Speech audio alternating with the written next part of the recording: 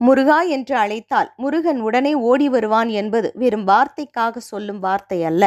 ஒருவருடைய வாழ்க்கையிலேயே இது நடந்திருக்கிறது. முருகம்மையார் என்ற ஒருவரின் வாழ்க்கையில்தான் அது நடந்திருக்கிறது. முருகனின் அருளால் பிறந்த குழந்தை என்பதால் அவருக்கு முருகம்மை என்று பெயரிட்டனர். அல்லும் பகலும் முருகா முருகா என்று ஓதிக்கொண்டே இருக்கும் முருக பக்தை. நின்றாலும் நடந்தாலும் யாரை கண்டாலும் அழைப்பது முருகா என்ற ஒரு பெயரை மட்டும்தான்.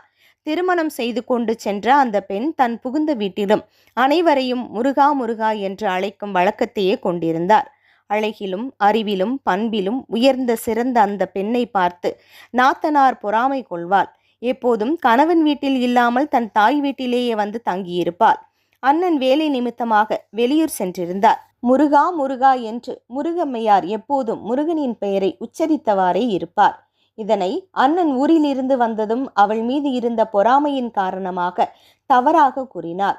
அண்ணனும் இனி முருகா என்று அழைக்கக்கூடாது என்று கூறினார். முருகம்மையாருக்கோ முருகன் பெயரை உச்சரிக்காதனால் உடலில் உயிர் இல்லாதனால் அப்போதும் கவலையால் முருகா முருகா என்று கூற ஆத்திரத்தில் கணவன் அரிவாளால் கைகளை வெட்டினான். இரத்தம் சொட்ட சொட்ட வலி பொறுக்க முடியாமல் மீண்டும் முருகா முருகா என்று அழைக்க வெட்டுண்ட கைகள் ஒன்று சேர்ந்தன. இதனை கண்டு முருகம்மையார் கணவன் மன்னிப்பு கேட்க முருகன் தம்பதிக்கு காட்சி கொடுத்தார். உள்ள அன்போடு முருகனை அழைத்தால் தாமதமின்றி உடனே வந்து முருகன் அருள்வான் என்பது முருகம்மையார் வாழ்வின் மூலமாக நாம் தெரிந்து கொள்ளும் ஒரு அற்புத நிகழ்வு.